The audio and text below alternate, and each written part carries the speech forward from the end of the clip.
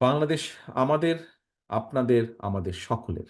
একটি রাষ্ট্রে ধর্ম, বর্ণ নির্বিশেষে বাঙালি বলুন, অবাঙালি বলুন, বিশ্বাসী বলুন, অবিশ্বাসী বলুন, সবাই সকল ক্ষেত্রে সমান অধিকার ভোগ করবে।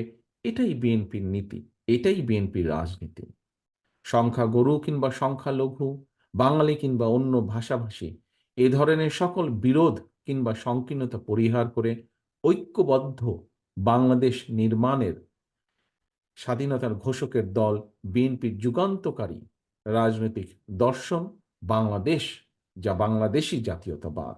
সুতরাং এই বাংলাদেশে কেউ নিজেকে সংখ্যালঘু ভাবার কোনোই প্রয়োজন নেই, কোনোই কারণ নেই।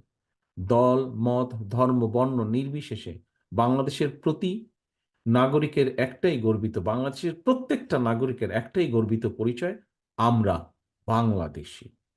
গণতন্ত্র